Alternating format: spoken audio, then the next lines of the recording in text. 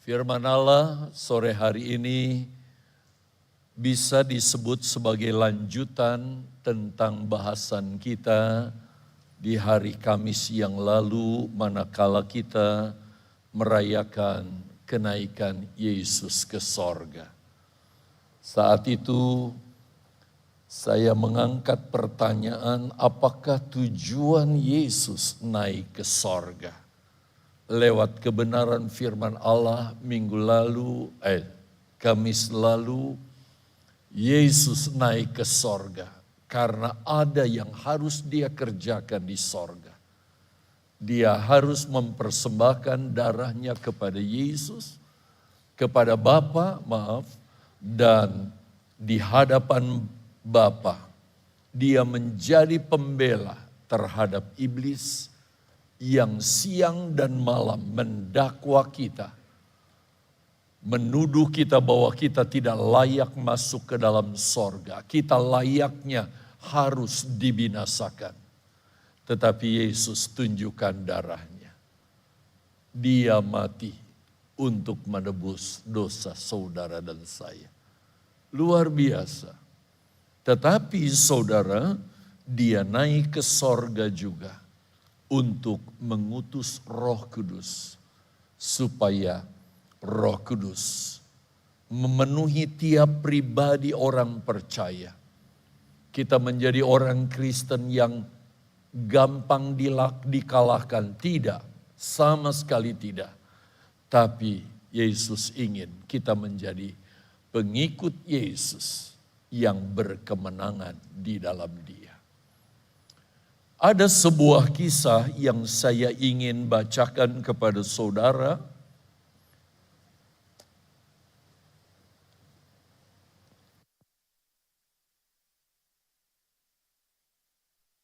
Mungkin kalau kita baca kisah ini seolah-olah tidak ada korelasinya dengan kenaikan Yesus. Sebab kisah ini berbicara menjelang kematian Yesus, di mana dia bersama dengan murid-muridnya berdoa di Taman Getsemani.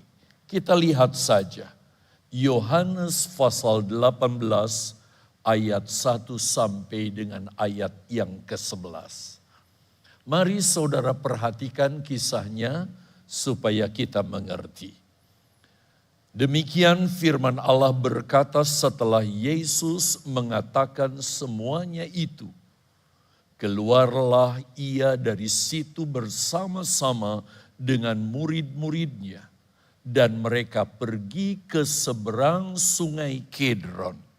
Di situ ada suatu taman, dan ia masuk ke taman itu bersama-sama dengan murid-muridnya. Yudas yang mengkhianati Yesus tahu juga tempat itu, karena Yesus sering berkumpul di situ dengan murid-muridnya.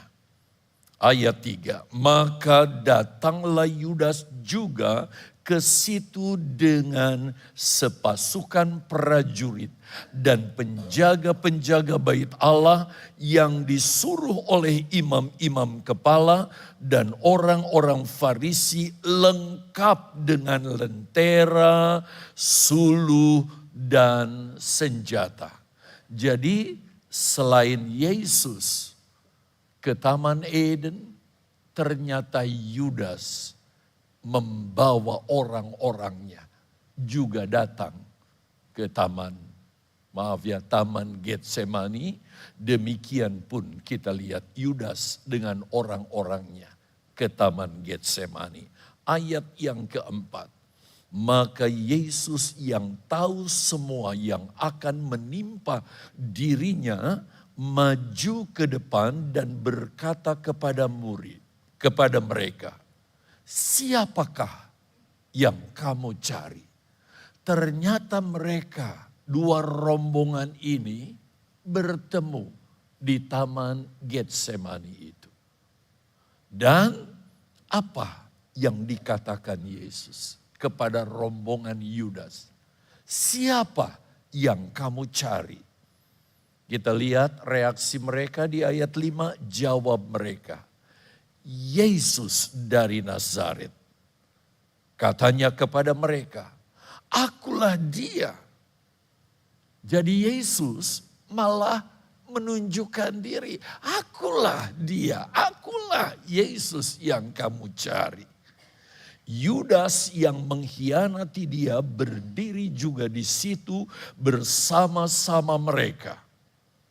Ayat 6, ketika ia berkata kepada mereka, akulah dia, ketika Yesus menjelaskan bahwa dirinya adalah Yesus, mundurlah mereka dan jatuh ke tanah.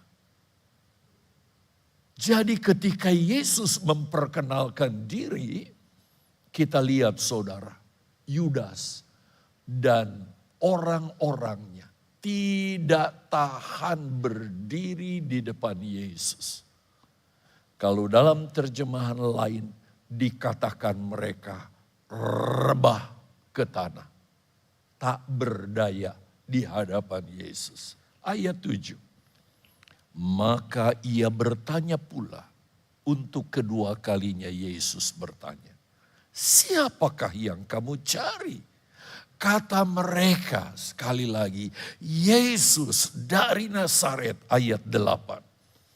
Jawab Yesus, telah kukatakan kepadamu, akulah dia.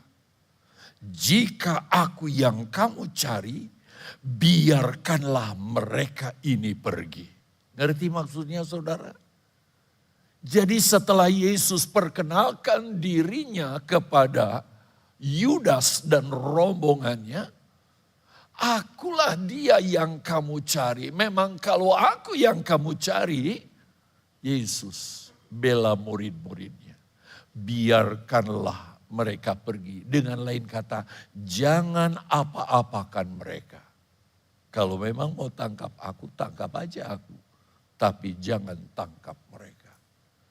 Kita lihat pembelaan Yesus kepada murid-muridnya luar biasa.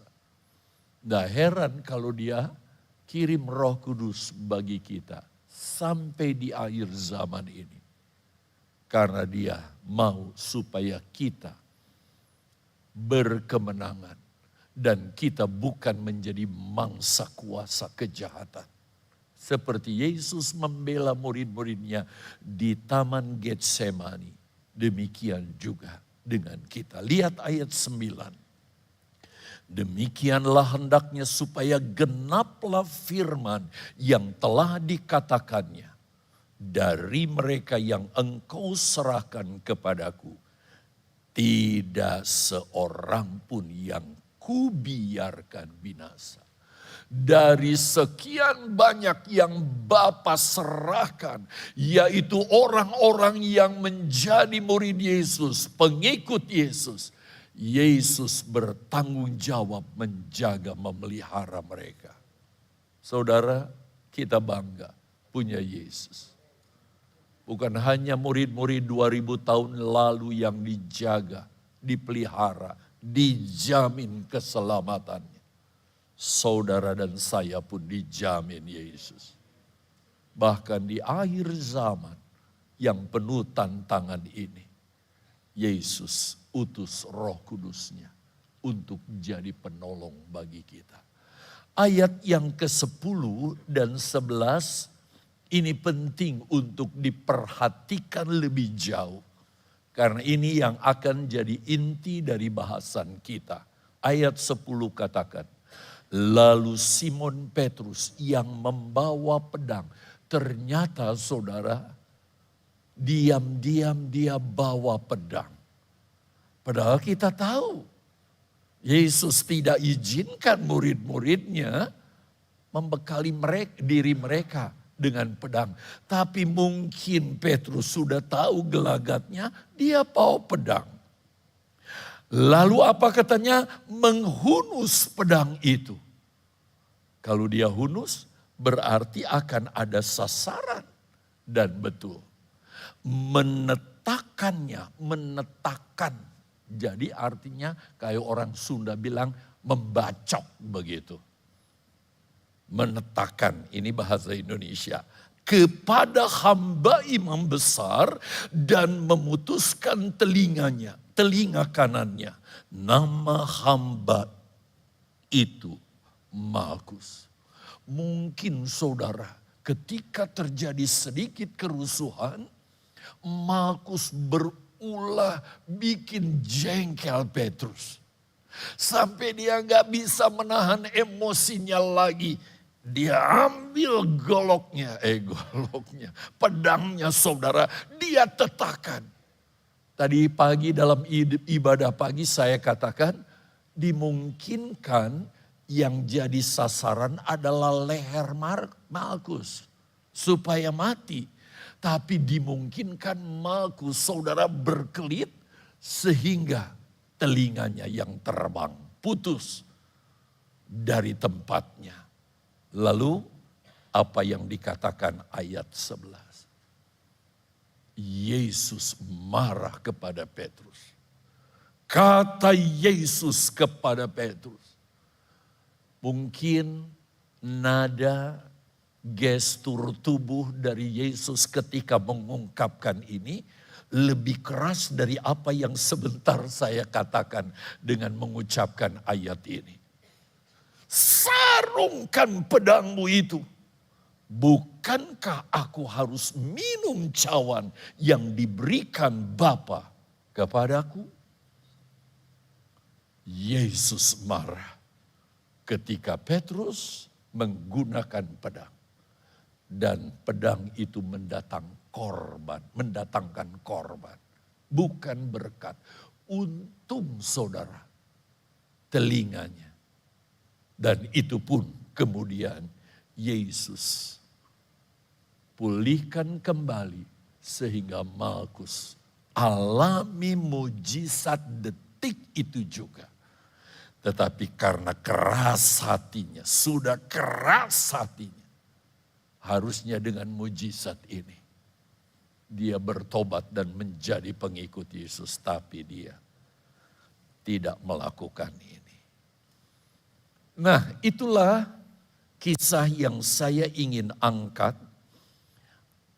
untuk menjelaskan kepada saudara betapa pentingnya kuasa Roh Kudus di dalam kehidupan kita untuk kita menjadi orang-orang Kristen yang sanggup mengendalikan diri kita untuk tetap hidup sesuai dengan kebenaran firman Allah.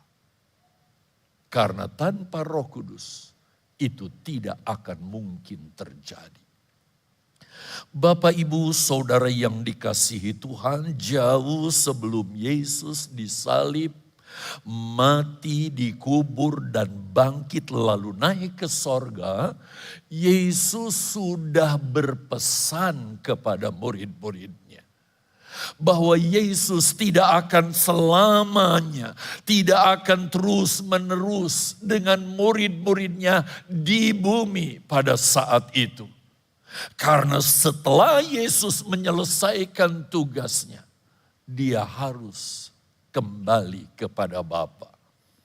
Dan saya hanya angkat dua hal saja melalui catatan ini, bahwa tujuan Yesus naik ke sorga yang pertama adalah di dalam Yohanes 14 ayat 2.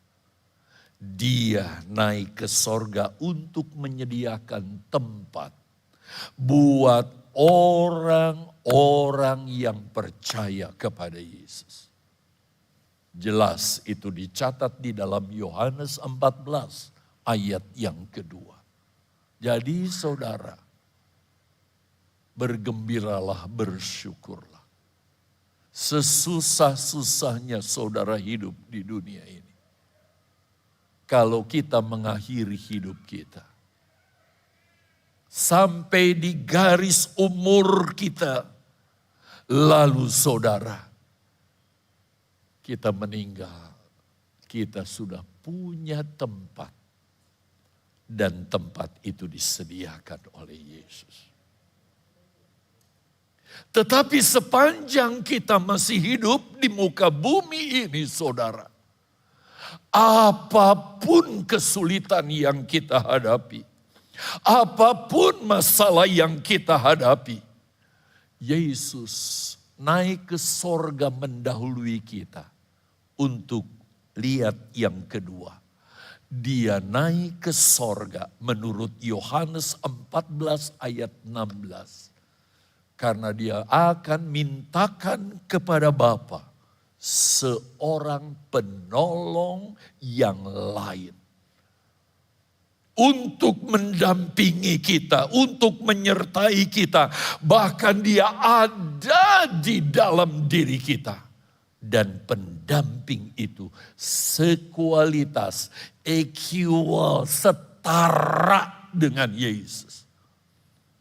Wah, betapa luar biasanya. Jadi memang saat itu murid-murid dari satu sisi, dia harus berpisah dengan Yesus. Kalau dilihat dari tujuan Yesus naik ke sorga, murid-murid saudara merasa bahwa kepergian ke sorga itu lebih efektif, lebih indah, lebih berharga. Itu sebabnya ketika Yesus terangkat ke sorga, kita baca kisahnya bukan waktu hari Kamis lalu. Tidak ada di antara murid yang berkata, aduh Yesus jangan, lalu mereka menangis. Tidak, malah mereka semuanya terperangah melihat kenaikan Yesus sampai mereka ditegur oleh para malaikat. Kenapa kamu menatap ke langit? Dia yang naik ke sorga yang kamu lihat itu, dia akan datang kembali untuk menjemput kamu, saudara dan saya. Satu waktu akan dijemput untuk bersama-sama dengan dia di dalam kemuliaan selama-lamanya. Wow. Luar biasa, saudara. Nah, dari dua ucapan Yesus, saya pilih yang terakhir. Di mana dia datang kepada Bapa untuk memintakan penolong bagi kita. Kita mau bertanya tentunya. Bahkan mungkin ada di antara saudara yang selama ini bertanya-tanya. Sejauh mana pentingnya penolong itu. Yang saya katakan tadi sekualitas, setara dengan Yesus. Sejauh mana pentingnya Roh Kudus itu bagi diri kita sebagai pengikut Yesus. Karena kita tahu Roh Kudus juga mempunyai arti roh kebenaran. Yang kalau dia memenuhi kita, menguasai kita sepenuhnya. Karena kita berserah diri kepada Roh Kudus, dia akan terus tuntun kita kepada kebenaran. Sehingga kita mampu menolak yang namanya kejahatan dan dosa dan segala perkara yang tidak berkenan. Bahkan Roh Kudus juga disebut sebagai roh penghibur.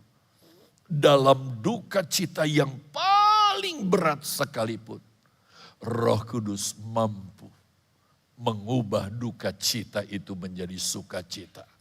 Bapak, Ibu, Saudara yang dikasihi Tuhan, tentang pentingnya Roh Kudus dalam hidup kita. Saya ingin mengajak saudara lebih memperhatikan kisah yang sudah kita baca dalam Yohanes 18 ayat 1 sampai 11 tadi. Khususnya saya ingin fokuskan saudara, perhatian saudara kepada dua ayat, yaitu ayat yang ke-10 dan ayat yang ke-11. Nah, kita lihat ayat 10. Tadi sudah saudara baca, bahkan saya jelaskan bukan? Lalu Simon Petrus yang membawa apa? Pedang. Menghunus pedang itu. Dia punya hak. itu pedang milik dia. Dia hunus pedangnya. Lalu menetakannya kepada hamba imam besar dan memutuskan telinga kanannya. Nama hamba itu Malkus. Bukan Markus, Malkus. Lihat ayat yang ke-11. Karena Petrus gunakan pedang, dia gunakan semena-mena membuat orang kehilangan telinga. Apa yang Yesus katakan?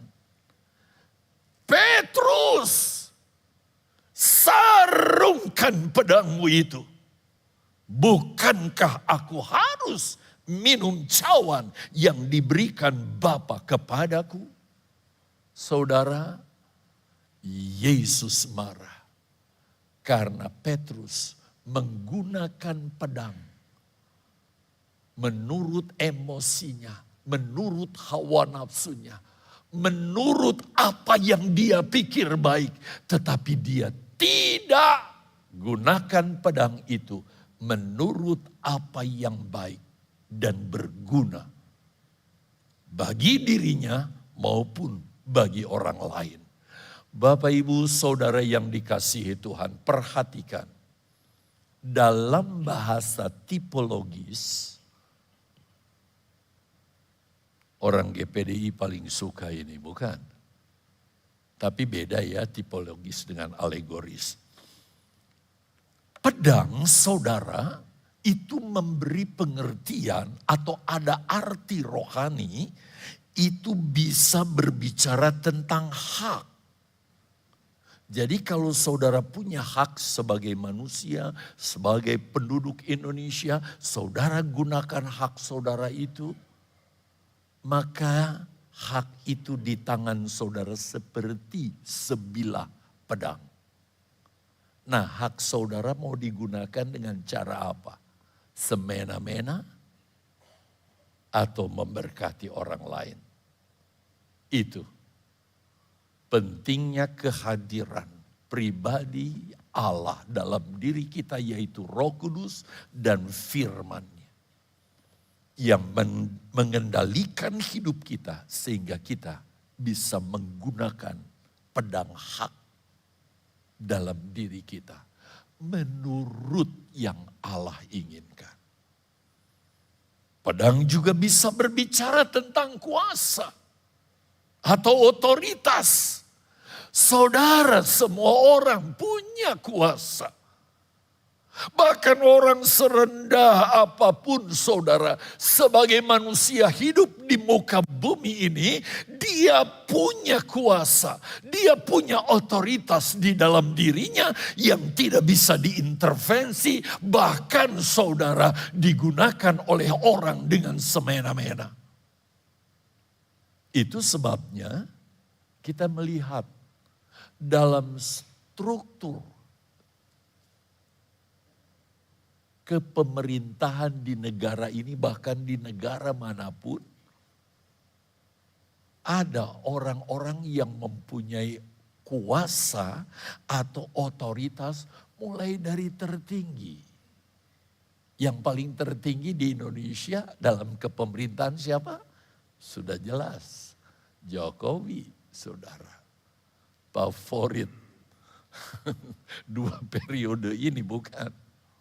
Terus turun ke menteri, turun lagi ke gubernur, wali kota, sampai yang terendah yang tinggalnya bersama kita, RT RW, bukan? Mereka adalah orang-orang pemegang otoritas. Nah, nasihat firman Allah bagaimana kalau saudara menjadi seorang pemegang otoritas. Katanya Pak Gideon, untuk sekian tahun jadi RT atau RW atau lurah kali. Kalau lurah dapat gaji ya saudara. Coba lihat nasihat firman Allah. Roma pasal 13 ayat 4. Apa katanya? Karena pemerintah adalah hamba Allah. Jadi kalau saudara sebagai pejabat pemerintah, bahkan mungkin sebagai seorang yang bekerja di instansi pemerintah sebagai karyawan, saudara juga adalah sama dengan ini. Sekali lagi, karena pemerintah adalah hamba Allah untuk kebaikanmu. Wah, kalau misalnya sebuah kota masyarakatnya Kristen, banyak ya didominasi Kristen, misalnya kayak di Manado dan sebagainya. Lalu orang-orang yang duduk di pemerintahnya ini tahu tentang hal ini, lalu mereka jalankan. Mungkin kota itu menjadi kota yang diberkati Tuhan ya. Karena gak ada yang mencuri, gak ada yang korupsi, semua jujur, gak ada pungli, saudara dan sebagainya. Karena memang itu tujuannya untuk kebaikan. Tetapi jika engkau berbuat jahat, katanya, kita gak jujur, kita curang, takutlah akan dia. Siapa dia di sini? Bukan huruf besar. Otoritas yang lebih tinggi. Bahkan yang pegang palu, saudara, di sebuah instansi. Ya, dia bisa jatuhkan ketuk palu, begitu banyak, saudara, hukumannya. Karena tidak percuma pemerintah menyandang pedang. Jadi ada orang-orang yang diberi pedang untuk menjatuhkan hukuman. Pemerintah adalah hamba Allah untuk membalaskan murka Allah atas mereka yang berbuat jahat. Sekarang saudara punya pedang. Menurut kapasitas atau ukuran di mana saudara sebagai penguasa, mulai dari rumah tangga, memiliki sebuah perusahaan dan sebagainya dan sebagainya. Saudara, di dalam kita menggunakan pedang, mungkin di dunia ini kita bisa bayar orang itu untuk kita terhindar dari sanksi. Tetapi kita tidak bisa menghindar pemberi pedang utama, yaitu Yesus, Tuhan, Sang Maha Penguasa alam semesta ini. Itu sebabnya Bapak Ibu Saudara yang dikasihi oleh Tuhan, Tuhan juga memberi kepada kita pedang yang merupakan hak, kuasa atau otoritas kepada setiap orang, setiap pribadi, yaitu saudara dan saya. Bahkan ada istri yang sudah ditinggal suami, saudara seorang diri. Maka otoritas itu beralih ke tangan saudara. Kita harus gunakan itu. Dan otoritas itu Tuhan beri kepada kita.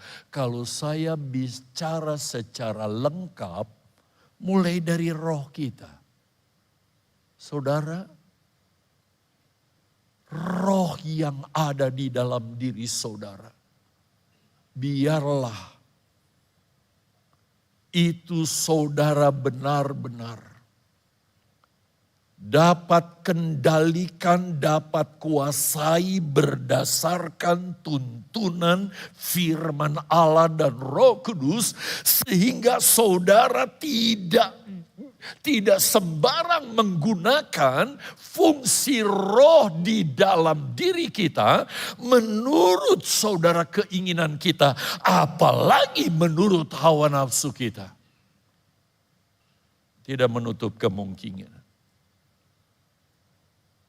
tubuh kita nggak berbuat apa, nggak berbuat yang salah, tapi roh kita berdosa di hadapan Tuhan. Itu sebabnya ada dosa yang disebut stadium roh, dosa stadium jiwa, dosa stadium tubuh. Jadi kita betul-betul membutuhkan Roh Kudus di dalam diri kita, supaya aktivitas roh, jiwa, dan tubuh kita selama kita hidup di muka bumi ini, apalagi kita bergelar sebagai pengikut Yesus, kita benar-benar saudara menjalankan semuanya, tidak menyimpang dari firman Allah, tidak menyimpang dari apa yang Tuhan kehendaki. Dan satu-satunya pertolongan yang memampukan kita adalah Yesus naik ke sorga untuk memberi penolong itu. Dan kalau penolong itu menyertai kita, dijamin anak-anak Tuhan akan menjadi anak-anak Tuhan yang menjalani hidup sesuai dengan kehendak Tuhan. Kecuali dia lawan itu, Roh Kudus yang berbicara di dalam hidupnya.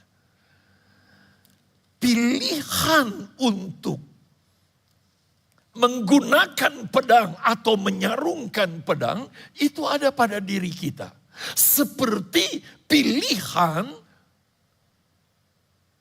di tangan Petrus untuk menggunakan pedang atau menyarungkan pedang. Ada di tangan Petrus, bukan di tangan Yesus. Dan ternyata Petrus angkat. Pilihanku, putus kepalanya. Untung cuma telinga. Dan Petrus juga yang punya kuasa untuk menyarungkan pedang itu. Saudara yang dikasihi Tuhan, apakah kita menggunakan pedang itu secara sembrono, semau-mau kita, menurut emosi kita, menurut hawa nafsu kita? Sebagai anak Tuhan kita harus betul-betul ikuti pimpinannya, ikuti saudara, nasihatnya, petunjuknya. Mungkin walaupun sudah kritis, hanya tinggal 1 senti lagi jaraknya terhadap korban. Tapi kita bisa tahan diri dan menyarungkan pedang itu. Karena kita tunduk kepada petunjuk Tuhan. Ini yang Tuhan inginkan. Sehingga kita gunakan pedang itu dengan cara yang bijaksana. Cara yang efektif. Cara berdasarkan hikmat Allah. Petunjuk Allah yang membimbing kita untuk menggunakannya. Sekali lagi pilihan itu ada di tangan kita. Tetapi kalau kita hanya bergantung kepada emosi kita, mood kita, itu sangat berbahaya. Tapi kalau kita bergantung kepada Roh Kudus, maka Dia akan menolong kita. Jadi kita harus hati-hati gunakan pedang kita. Itu sebabnya sekali lagi kita lihat saudara, bagaimana Yesus tegur Petrus. Petrus, sarungkan pedangmu. Tapi sebenarnya suara Yesus bukan hanya untuk Petrus, untuk Yudas sendiri. Tapi Yudas sudah tidak memiliki sensitivitas di dalam dirinya. Sensitivitas ilahi. Seharusnya sadar ketika Yesus berkata, Petrus sarungkan pedangmu.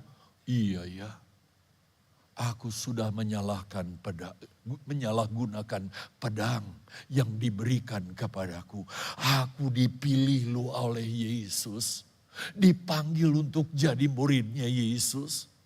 Tetapi malah aku jual Yesus untuk cien.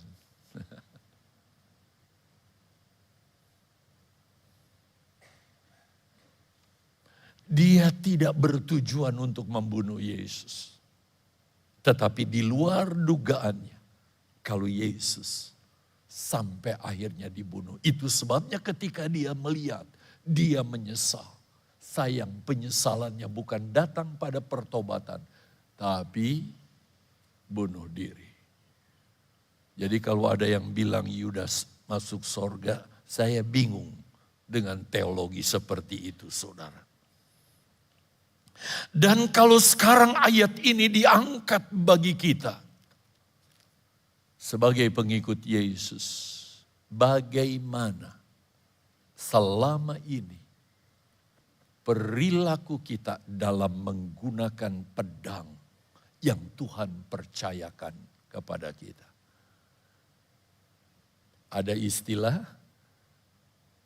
mulutmu adalah harimaumu. Tapi saya bilang, mulutmu adalah pedangmu. Berapa banyak orang mungkin sakit hati karena mulut kita yang tidak bijak di dalam kita mengatur kata dan menyampaikan kepada seseorang. Itu sebabnya kita perlu urapan Roh Kudus. Demikian juga di kepala kita, otak pikiran kita, mata kita, saudara. Di dalam melihat objek, saudara. Objek apa yang kita lihat? Kita harus bijak dalam hal ini. Tangan kita, bahkan seluruh indera kita. Ada yang hanya bisa kita gunakan pada orang yang khusus. Istri atau suami. Bagi suami istri. Tetapi ada yang menggunakan dengan cara semena-mena. Hendaknya teguran Yesus ini, walaupun itu disampaikan 2000 tahun yang lalu, tetapi ketika ini diangkat, apalagi sedang berbicara tentang pentingnya Roh Kudus di dalam diri kita. Kita sadar betul bahwa kita perlu Roh Kudus di dalam diri kita. Untuk kita tetap hidup sesuai dengan kebenaran firman Allah. Kenapa? Jujur, seringkali kita bertindak sembrono seperti Petrus. Dan kita merasa nothing to lose ketika ada orang kecewa mundur dari gereja karena ulah kita, saudara. Padahal jiwa-jiwa itu dimenangkan. Karena ada mungkin orang yang berlutut berdoa, Tuhan, datangkan orang-orang untuk diselamatkan. Tapi ada orang yang gunakan pedang seenaknya. Orang morat-marit begitu rupa. Sebab itu sekali lagi kita perlu roh penolong, yaitu Roh Kudus yang diutus untuk menyertai kita. Sehingga saudara perhatikan, kita bijak dalam bertindak. Kapan kita menggunakan pedang dan kapan kita menyarungkan pedang itu. Itu sebabnya perhatikan doa Paulus. Menarik sekali doa Paulus, saudara. Saya mulai dengan Filipi pasal 1 ayat 9. Saudara kalau buka Alkitab, pertahankan sampai ayat 11. Tapi saya sediakan kok. Ya, di caption saudara bisa lihat. Dan inilah doaku, kerinduan Paulus. Dalam menjalani hidupnya, dia berdoa kepada Tuhan. Semoga kasih-Mu makin melimpah dalam pengetahuan yang benar. Dia doakan jemaat supaya kasih jemaat saudara makin melimpah dalam pengetahuan firman Allah ini. Itu sebabnya perlu ada seorang hamba Tuhan berdiri dan menjelaskan dalam bahasan yang benar. Bukan dengan menerjemahkan dengan cara yang salah, keliru, apalagi sesat, saudara. Dan dalam segala macam pengertian yang gak mengerti itu diuraikan, dibuat kita jadi mengerti apa yang harus kita lakukan dalam hidup ini sebagai pengikut Yesus. Mari kita pindah ke ayat yang ke-10 dan 11. Apa jadinya kalau hidup kita dituntun oleh firman Allah dan Roh Kudus sehingga kita tahu apa yang benar. Lihat, sehingga kamu dapat memilih apa yang baik. Saudara punya pedang semua. Wah, kalau saya artikan semua, waduh banyak banget. Tapi saya semua hasrat, semua keinginan saudara itu adalah bagian dari pedang. Sehingga kita tahu memilih apa yang baik dan apa yang berkenan kepada Tuhan. Sehingga apa? Lihat kalimat berikutnya. Supaya kamu suci. Bahkan menjelang kedatangan Yesus, kita tidak bercela menjelang hari Kristus. Supaya nanti hari di mana Yesus datang. Kita bukan lagi, aduh saya perbaiki dulu. Wah, udah ketinggalan saudara. Tapi benar-benar kita sudah persiapkan diri dari sekarang. Dengan cara hidup kita. Penuh dengan kebenaran. Dengan buah kebenaran yang dikerjakan oleh Yesus Kristus untuk memuliakan dan memuji Allah sehingga seluruh jemaat Mahanaim mulai dari strata yang paling rendah sampai yang tinggi hidupnya memuliakan Allah. Inilah Kristen yang sejati ada di Tegal. Dan saya berharap itu benar-benar ada di GPDI Mahanaim. Nah, untuk itu saudara, saya ingin memberi contoh kepada saudara. Bagaimana pentingnya kita dipenuhi dengan Roh Kudus, yaitu Roh Penolong, sehingga kita dapat memilih apa yang baik dan benar, sehingga kita menjadi pengikut Yesus. Saya tambahkan di sini, yang murni dan sejati. Pure, ya, murni. Di hadapan Tuhan kita murni, bukan berpura-pura. Bisa di antara teman kita, saudara, kita bisa hipokrit, saudara. Jadi kayak munafik itu, berpura-pura. Tapi kita murni. Dilihat orang, gak dilihat orang. Semua yang kita lakukan, gerakan pedang kita itu dikerjakan dari hati yang digerakkan oleh Roh Kudus. Bapak Ibu saudara yang dikasihi Tuhan, setiap orang punya hak untuk menilai, untuk menghakimi, bahkan untuk membalas. Tetapi ingat nasihat Yesus. Dalam Injil Lukas pasal yang ke-6 ayat 37. Apa katanya? Janganlah kamu menghakimi. Jangan sembarang gunakan pedang dari mulut kita. Dari tindakan kita. Maka kamu pun tidak akan dihakimi. Jadi apa yang kita lakukan, saudara, akan dilakukan. Terus, dan janganlah kamu menghukum, maka kamu pun tidak akan dihukum. Apalagi saudara, orang yang duduk di pemerintah ya. Ada orang yang dipenjarakan, saya ingat betul ketika masih remaja. Ada orang namanya Sengkon dan Karta. Mungkin seusia saya masih ingat kisah itu ya. Di Karawang saudara. Dimasukkan dalam penjara, dia nggak tahu saudara salah apa. Vonisnya wow nggak nanggung-nanggung. Di atas 20 tahun. Sekarang mungkin nggak ada hukum itu ya. Sampai di atas 20 tahun. Karena orang kecil ya udah lakukan aja. Kasusnya terbongkar, orang yang berbuatnya ngaku.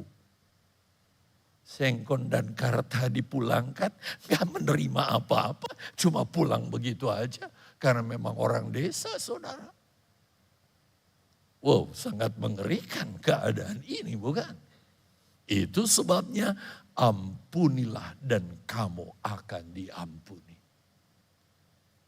Semua pedang itu bisa saudara lakukan berdasarkan apa yang saudara lakukan menurut hikmat dari Allah. Nah, saudara yang dikasihi oleh Tuhan, untuk itu saya ingin mengakhiri khotbah ini dengan memberi sebuah contoh kepada saudara, ya. Waktu saya ada 15 menit, mudah-mudahan saya tidak lebih dari ini untuk menjelaskan ini. Saya mulai dari Roma pasal 12 ayat 19,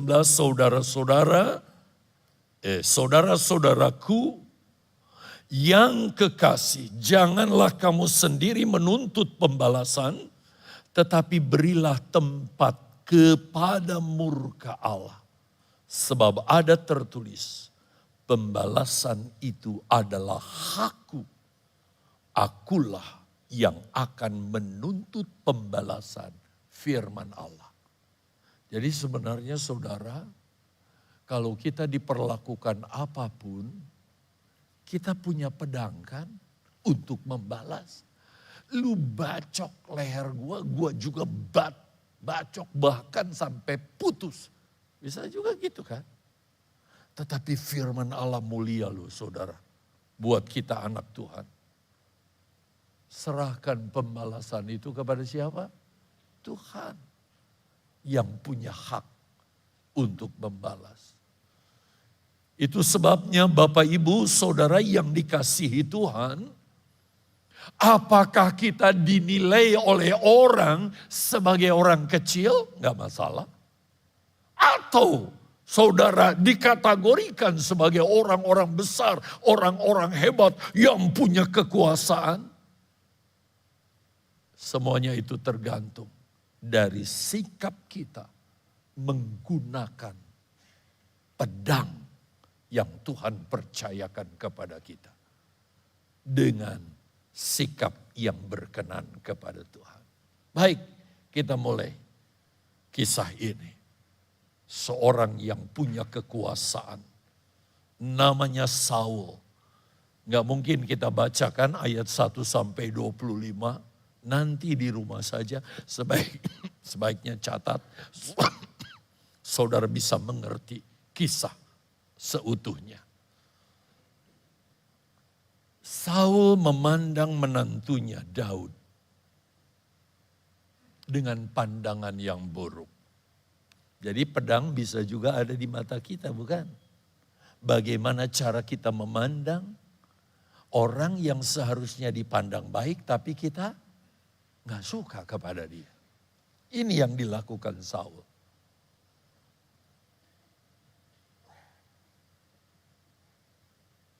Lalu Saul menggunakan haknya. Karena dia adalah mertua, dia juga sekaligus raja. Yang punya hak tertinggi dalam kepemerintahan di Israel. Lalu dia memakai haknya, yaitu pedangnya, untuk menghabisi Saul.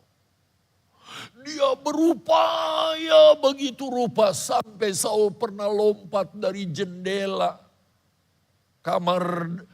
Dia kan satu kamar ya sebagai satu keluarga dengan istrinya. Lompat saudara, dia lari tinggalkan istrinya karena Saul berusaha mau membunuh Daud begitu rupa. Dia mengembara sekian lama.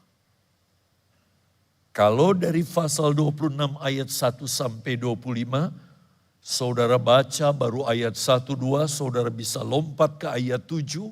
Lihat, apa ayat 7? Di ayat 7 dijelaskan. Satu waktu Daud punya peluang untuk membunuh papa mertuanya sekaligus rajanya. Dalam pelariannya rupanya saudara, Saul gak sabar menunggu menantunya pulang. Dia cari, dia kejar begitu rupa. Sampai akhirnya mereka sendiri kecapean. Saul rebah. Demikian juga seluruh tentara yang menyertai dia. Kecapean, rebah, tertidur. Saudara. Dan posisi di mana Saul berada disampaikan kepada Daud oleh seorang yang bernama Abisai. Lalu berdua datanglah ke tempat di mana Saul berada. Ternyata memang dia sudah tepar, saudara. Mungkin saking kecapeannya tidurnya sampai ngorok. Wow, luar biasa. Dalam keadaan tidak berdaya, perhatikan Bapak Ibu. Abisai meminta pendapat kepada Daud. Bagaimana kalau engkau berikan aku izin untuk menghabisi papa mertuamu yang kejar-kejar kamu supaya kamu bebas dengan istrimu. Kamu juga bisa jadi raja kalau dia mati. Kamu izinkan aku habisi dia. Tetapi lihat ayat 28. Apa jawaban Daud?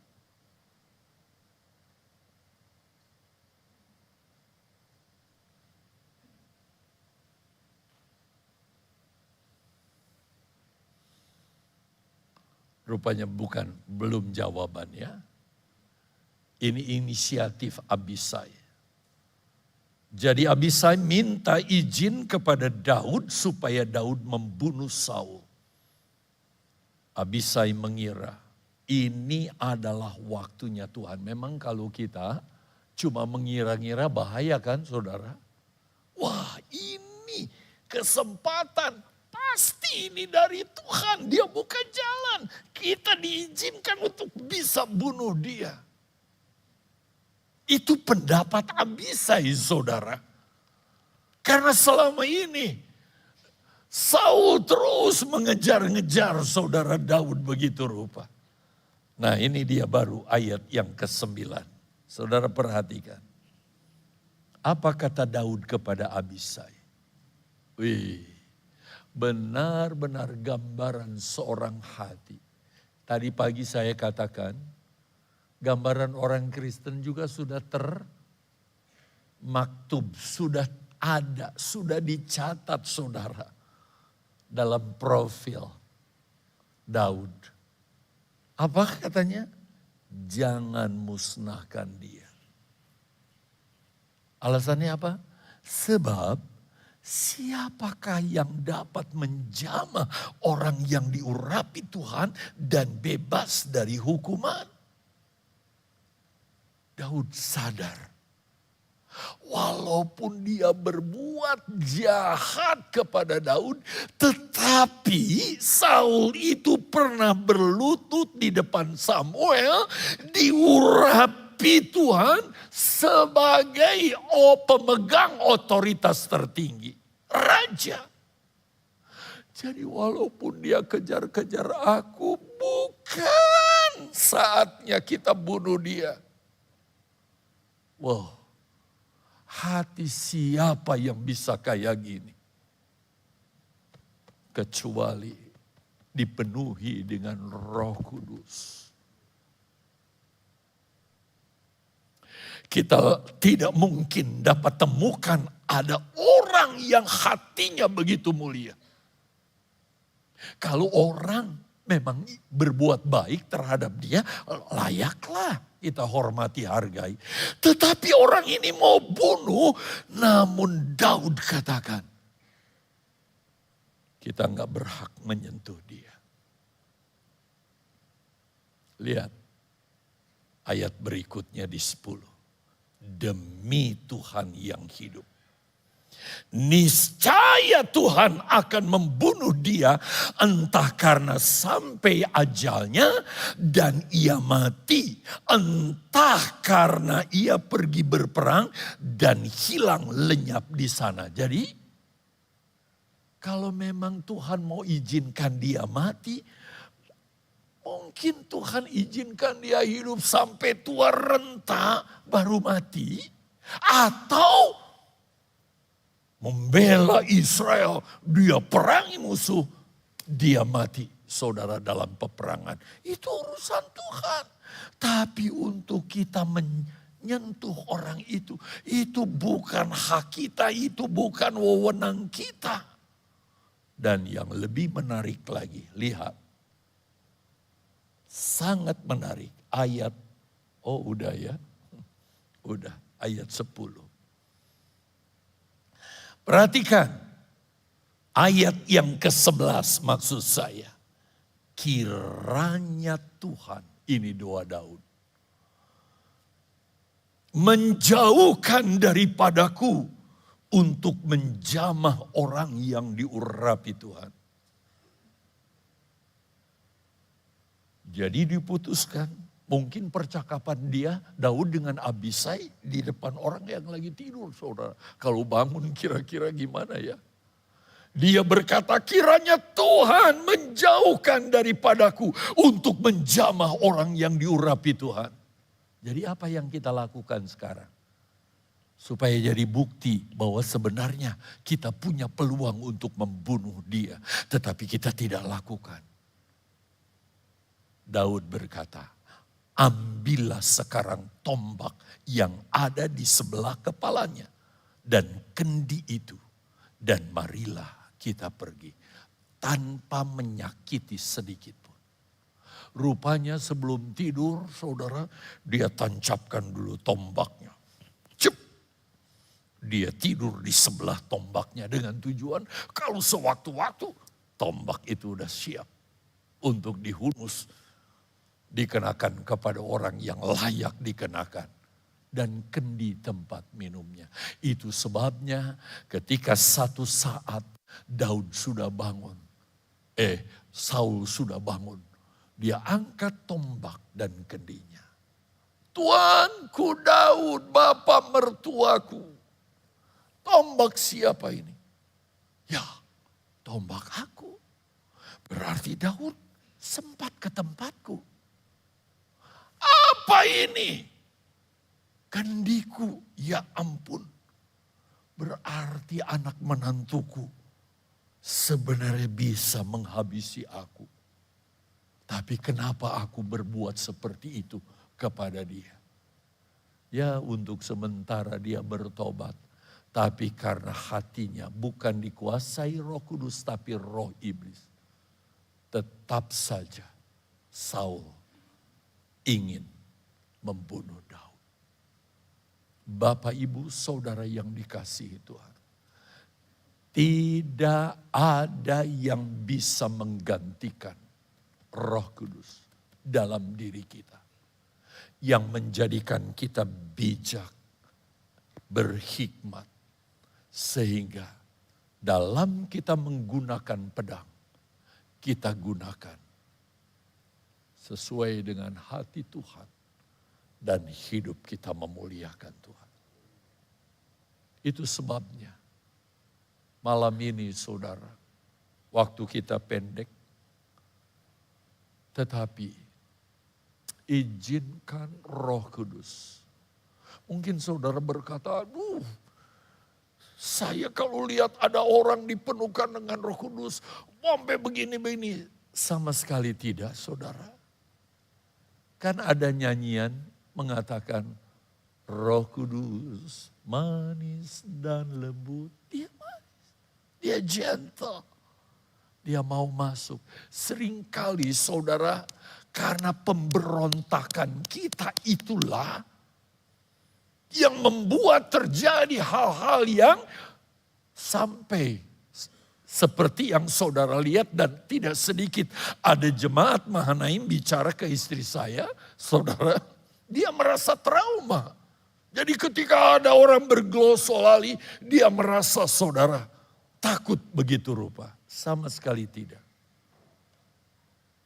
Dia rindu memenuhi saudara. Lebih daripada kerinduan saudara untuk dipenuhi dengan Roh Kudus. Kenapa? Karena kerinduan Yesus bagi kita. Dia ingin kita benar-benar hidup sesuai dengan kehendaknya.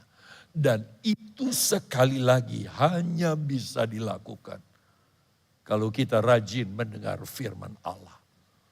Tetapi firman Allah bisa kita kerjakan kalau kuasa itu ada di dalam diri kita. Yaitu Roh Kudus. Dia ada di sama tengah kita. Dan dia siap memberkati kita. Dengan kuasanya yang ajaib, yaitu Roh Kudus. Malam ini, izinkan dia memenuhi hati kita dengan Roh Kudus.